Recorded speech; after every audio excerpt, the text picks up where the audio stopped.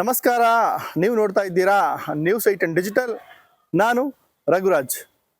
ಕೋಲಾರ ಜಿಲ್ಲೆಗೆ ವರದಾನ ಆಗಿರ್ತಕ್ಕಂಥ ಕೋರಮಂಗಲ ಮತ್ತು ಚಲಘಟ್ಟ ಅಂದರೆ ಕೆಸಿ ವ್ಯಾಲಿ ಯೋಜನೆ. ಈ ಒಂದು ಕೆಸಿ ವ್ಯಾಲಿ ಯೋಜನೆ ಮೂಲಕ ಬೆಂಗಳೂರಿನ ತ್ಯಾಜ್ಯ ನೀರನ್ನು 2 ಹಂತದಲ್ಲಿ ಶುದ್ಧೀಕರಣ ಮಾಡಿ ಆ ಒಂದು ನೀರನ್ನು ಕೋಲಾರ ಜಿಲ್ಲೆಯ ಕೆರೆಗಳಿಗೆ ಹರಿಸುವಂತಹ ಒಂದು ಮಹತ್ವಾಕಾಂಕ್ಷಿ ಒಂದು ಯೋಜನೆ.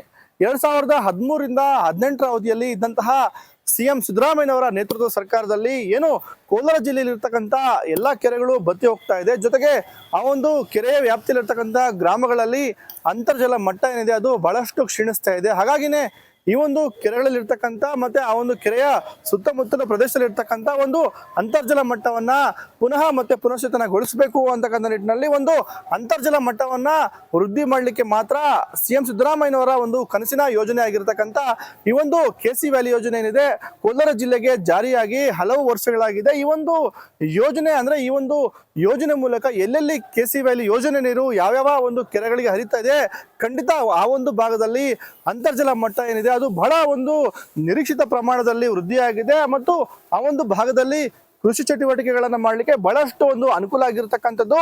1500-2000 ಅಡಿಗೆ ಹೋಗಿದ್ದಂತಹ ಒಂದು ಅಂತರ್ಜಲ ಮಟ್ಟ ಏನಿದೆ ಅದು ಈಗ ಕೇವಲ 300ರಿಂದ 600 ಅಡಿಗೆ ಈಗ ನೀರು ಸಿಗ್ತಾ ಇದೆ. ಖಂಡಿತ ಇದು ಒಂದು ರೈತಾಪಿ ವರ್ಗದಲ್ಲಿ ಬಹಳಷ್ಟು ಒಂದು ಸಂತಸ ಮನೆ ಮಾಡ್ತಕ್ಕಂಥ ವಿಚಾರ.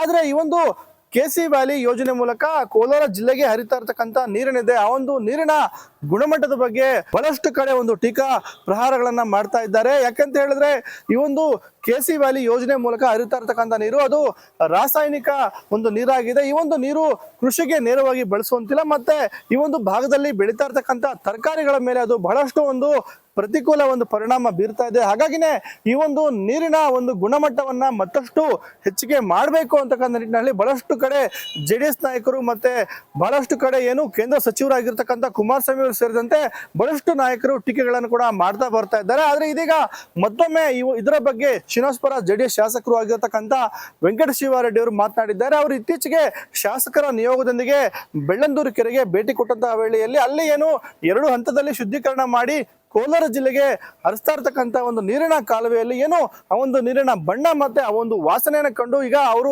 ಆತಂಕವನ್ನ ವ್ಯಕ್ತಪಡಿಸಿದ್ದಾರೆ. ಈ ನೀರು 2 ಹಂತದಲ್ಲಿ ಶುದ್ಧೀಕರಣ ಆಗ್ತಾ ಇದೆಯಾ ಅಂತಕ್ಕಂಥ ಅನುಮಾನವನ್ನು ಕೂಡ ವೆಂಕಟ ಶಿವಾರೆಡ್ಡಿ ವ್ಯಕ್ತಪಡಿಸಿದ್ದಾರೆ. ಯಾಕಂತ ಹೇಳಿದ್ರೆ ಆ ನೀರಿನ ಬಣ್ಣ ಏನಿದೆ ಅದು ಕಂಪ್ಲೀಟ್ ಆಗಿ ಕಪ್ಪು ಬಣ್ಣದ್ದಾಗಿದೆ. ಜೊತೆಗೆ ಆ ವಾಸನೆ ಏನಿದೆ ಬಹಳಷ್ಟು ದುರ್ವಾಸನೆಯಿಂದ ಕೂಡಿದೆ. ಹಾಗಾಗಿನೇ ಈ ನೀರು ಖಂಡಿತ 2 ಹಂತದಲ್ಲಿ ಶುದ್ಧೀಕರಣ ಆಗ್ತಾ ಇದೆಯೋ ಇಲ್ವೋ ಅಂತಕ್ಕಂಥ ಅನುಮಾನ ನಮಗೆ ಕಾಡ್ತಾ ಇದೆ. ಕೇವಲ 10% ಅಷ್ಟು ಮಾತ್ರ ಶುದ್ಧೀಕರಣ ಮಾಡಿ ಕೋಲಾರ ಜಿಲ್ಲೆಗೆ ಯಥಾವತ್ತಾಗಿ ರಾಸಾಯನಿಕ ಅಂಶ ಇರತಕ್ಕಂಥ ನೀರನ್ನ ಹರಿಸಲಾಗ್ತಾ ಇದೆ. ಇದು ನಮ್ಮ ಜಿಲ್ಲೆಯ ವ್ಯವಸಾಯಕ್ಕೆ ಬಹಳಷ್ಟು ಪರಿಣಾಮವನ್ನು ಬೀರ್ತಕ್ಕಂಥ ನೀರಾಗಿದೆ. ಹಾಗಾಗಿನೇ ಇದರಿಂದ ತರಕಾರಿಗಳ ಗುಣಮಟ್ಟ ಕೂಡ ಕ್ಷೀಣಿಸ್ತಾ ಇದೆ. ಹಾಗಾಗಿನೇ ನೀರನ್ನ 3ನೇ ಹಂತದಲ್ಲಿ ಶುದ್ಧೀಕರಣವನ್ನ ಮಾಡಿ ಕೋಲಾರ ಜಿಲ್ಲೆಗೆ ಮತ್ತೆ ಶ್ರೀನಿವಾಸಪುರ ತಾಲೂಕಿಗೆ ಹರಿಸಬೇಕು ಅಂತಕ್ಕಂಥ ಒತ್ತಾಯವನ್ನ ಇದೀಗ ಶ್ರೀನಿವಾಸಪುರ ಜೆಡಿಎಸ್ ಶಾಸಕರು ಆಗಿರತಕ್ಕಂಥ ವೆಂಕಟ ಶಿವಾರೆಡ್ಡಿ ಅವರು ಕೂಡ ಮಾಡ್ತಾ ಇರ್ತಕ್ಕಂಥದ್ದು.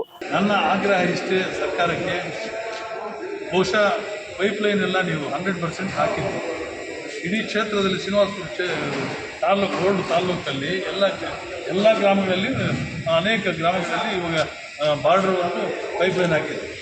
ಬರೀ ಪೈಪ್ಲೈನ್ ಇದೆ, ಎಲ್ಲಿ ಕೂಡ ಒಂದು ಟ್ಯಾಂಕಲ್ಲಿ ಕೂಡ ನೀರು ಬಂದಿಲ್ಲ. ಇವಾಗ ನಾನು ಆಗ್ರಹ ಪಡಿಸ್ತೇನೆ ಸರ್ಕಾರವನ್ನು, ಇದು ಟೆರಿಷರಿ 3ನೇ ಹಂತದಲ್ಲಿ ನೀವು ಶುದ್ಧೀಕರಣ ಮಾಡಿ ನೀರು ಬಿಡುವಂಗಿದ್ರೆ ಕೊಡಿ. ದಯವಿಟ್ಟು ಇಲ್ಲದಿದ್ರೆ ನಿಮ್ಮ ಈ ನೀರು ನಾವು ವಿರೋಧ ಮಾಡ್ತೇವೆ. ಯಾವುದನ್ನು ಕೆಸಿ ವ್ಯಾಲಿ ನೀರನ್ನು. ಯಾಕಂದ್ರೆ ಟೆರಿಷರಿ ಶುದ್ಧೀಕರಣ ಮಾಡಿಕೊಟ್ರೇ ಜನತೆಗೆ ವ್ಯವಸಾಯಕ್ಕಾಗಲಿ ಅಥವಾ ವಾಟರ್ ಟೇಬಲ್ಲು ಒಂದು ವೇಳೆ ಟ್ಯಾಂಕ್ಸ್ ನೀರು ಬಂದರೆ ವಾಟರ್ ಟೇಬಲ್ ಇನ್ಕ್ರೀಸ್ ಆಗುತ್ತೆ, ಸಂತೋಷ.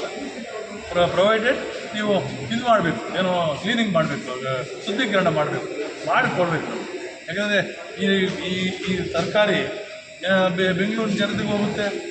ಇವತ್ತು ಅನೇಕ ಜನ ಪಾಪ ಟೊಮ್ಯಾಟೊ ಬೆಳೆ ಮತ್ತು ಇತರ ತರಕಾರಿ ಬೆಳೆಗಳಲ್ಲಿ ಸರ್ವನಾಶ ಆಗ್ತಾಯಿದೆ.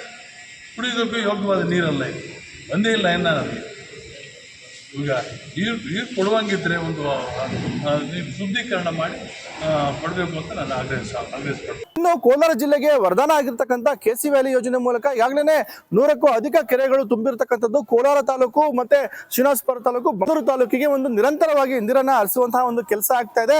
ಈ ಒಂದು ನೀರಿನ ಪ್ರಮಾಣವನ್ನು ಕೂಡ ಇತ್ತೀಚೆಗೆ ಅತಿ ಹೆಚ್ಚನ್ನು ಮಾಡಲಾಗಿತ್ತು. ಏನು ಕೋಲಾರ ತಾಲೂಕಿನ ಲಕ್ಷ್ಮೀ ಸಾಗರ ಕೆರೆಗೆ ಮೊದಲು ಈ ಒಂದು ಕೆಸಿ ವ್ಯಾಲಿಯ ಯೋಜನೆ ಶುದ್ಧೀಕರಿಸಿದ ನೀರು ಒಂದು ಡಿಸಿ ಪಾಯಿಂಟ್ಗೆ ಬರುತ್ತೆ. ಅಲ್ಲಿಂದ ಏನು ಕೆರೆಗಳಿಗೆ ಹರಿಸಿ ಅಲ್ಲಿಂದ ಒಂದು ಪಂಪನ ಮಾಡಿ ಬೇರೆ ತಾಲೂಕಿಗೆ ಹರಿಸುವಂತಹ ಒಂದು ಕೆಲಸ ಕೂಡ ಆಗ್ತಾ ಇದೆ. ಈ ಒಂದು ಕೆಸಿ ವ್ಯಾಲಿ ಯೋಜನೆಯ ಒಂದು ವೆಚ್ಚದ ಗಾತ್ರ ಏನು ಆಗಿಂದಾಗೆ ಹೆಚ್ಚಾಗ್ತಾ ಇದೆ. ಮತ್ತೆ ಈ ಒಂದು ಕೆಸಿ ವ್ಯಾಲಿ ಯೋಜನೆಯ 2ನೇ ಹಂತದ ಕಾಮಗಾರಿ ಕೂಡ ಈಗಾಗಲೇ ಕಂಪ್ಲೀಟ್ ಆಗ್ತಾ ಬರ್ತಾ ಇದೆ. ಈ ಹಿನ್ನೆಲೆಯಲ್ಲಿ ಇವನ ಗುಣಮಟ್ಟದ ಬಗ್ಗೆ ಆಗಿಂದಾಗೇನೆ ಚರ್ಚೆಗಳು ಕೂಡ ಆಗ್ತಾ ಇದೆ. ನೀರಿನ ಬಣ್ಣ ಮತ್ತೆ ನೀರಿನ ಒಂದು ವಾಸನೆ ಖಂಡಿತ ಈ ಒಂದು ಪರಿಣಾಮ ಜಿಲ್ಲೆಗೆ ಆಗುತ್ತೆ ಅಂತಕ್ಕಂಥ ಒಂದು ಆತಂಕ ಇದೀಗ ಜಿಲ್ಲೆಯ ಕೆಲ ಜನಪ್ರತಿನಿಧಿಗಳು ವ್ಯಕ್ತಪಡಿಸ್ತಾ ಇರುವಂತದ್ದು. ಹಾಗಾಗಿನೇ ಸರ್ಕಾರ ಈ ಬಗ್ಗೆ ಒಂದು ಗಮನ ಹರಿಸಬೇಕು ಮತ್ತೆ 3ನೇ ಹಂತದ ಒಂದು ಶುದ್ಧೀಕರಣವನ್ನ ಮಾಡಬೇಕು ಅಂತಕ್ಕಂಥ ಒತ್ತಾಯ ಇದೀಗ ಜೆಡಿಎಸ್ ನ ಶಾಸಕ ಆಗಿರ್ತಕ್ಕಂಥ ವೆಂಕಟೇಶ್ವರರೆಡ್ಡಿ ಅವರದು. ಆದ್ರೆ ಸರ್ಕಾರ ಈ ಬಗ್ಗೆ ಯಾವ ರೀತಿಯ ಒಂದು ನಿರ್ಧಾರ ಕೈಗೊಳ್ಳುತ್ತೆ ಅನ್ನೋದನ್ನ ಕಾದು ನೋಡ್ಬೇಕಾಗಿದೆ. ಯಾಕಂತ ಹೇಳಿದ್ರೆ ಕಳೆದ ಹಲವು ವರ್ಷಗಳಿಂದ ಈ ಒಂದು ನೀರು ಕೋಲಾರ ಜಿಲ್ಲೆಗೆ ಬರ್ತಾ ಇದೆ. ಖಂಡಿತ ಈ ಒಂದು ನೀರು ಎಲ್ಲೆಲ್ಲಿ ಹರಿತಾ ಇದೆ ಆ ಒಂದು ಭಾಗದಲ್ಲಿ ಚಟುವಟಿಕೆಗಳು ಬಹಳ ಹೆಸರನ್ನ ಪಡ್ಕೊಂಡಿದೆ. ಮತ್ತೆ ಆ ಒಂದು ಭಾಗದಲ್ಲಿ ಇನ್ನು ಅಂತರ್ಜಲ ಮಟ್ಟ ಏನಿದೆ ಬಹಳಷ್ಟು ವೃದ್ಧಿ ಆಗಿರ್ತಕ್ಕಂಥದ್ದು. ಈ ಹಿನ್ನೆಲೆ ಹೀಗೆ ಬರ್ತಕ್ಕಂಥ ಟೀಕೆಗಳನ್ನ ಸರ್ಕಾರ ಯಾವ ರೀತಿ ತೆಗೆದುಕೊಳ್ಳುತ್ತೆ ಮತ್ತೆ ಆ ಒಂದು ಟೀಕೆಗಳಿಗೆ ಅನುಗುಣವಾಗಿ ಯಾವ್ದಾದ್ರು ಬದಲಾವಣೆಗಳನ್ನ ಸರ್ಕಾರ ಮಾಡುತ್ತಾ. ಯಾಕಂತ ಹೇಳಿದ್ರೆ ರಾಸಾಯನಿಕ ಅಂಶ ಇರತಕ್ಕಂಥ ನೀರನ್ನ ನಿರಂತರವಾಗಿ ಕೆರೆಗಳಿಗೆ ಹರಿಸಲಾಗ್ತಾ ಇದೆ. ಆ ಒಂದು ನೀರೇನಿದೆ ಅಂತರ್ಜಲ ಮಟ್ಟಕ್ಕೆ ಹೋಗಿ ಅಲ್ಲಿಂದ ಮತ್ತೆ ಅದನ್ನ ಪುನರ್ ಬಳಕೆ ಮಾಡ್ತಕ್ಕಂಥ ಒಂದು ರೀತಿಯಲ್ಲಿ ಅದು ಮತ್ತೆ ಗುಣಮಟ್ಟವಾಗಿ ರೈತರಿಗೆ ಸಿಗ್ತಾ ಇದೆಯಾ, ಈ ಬಗ್ಗೆ ಒಂದು ಮರುಪರಿಶೀಲನೆ ಆಗ್ಬೇಕು ಅಂತಕ್ಕಂಥ ಒತ್ತಾಯ ಇದೀಗ ಜೆಡಿಎಸ್ ನ ಕೆಲ ಶಾಸಕರದ್ದು ಆಗಿರುತ್ತೆ. ರಘುರಾಜ್, ನ್ಯೂಸ್ 18 ಕೋಲಾರ.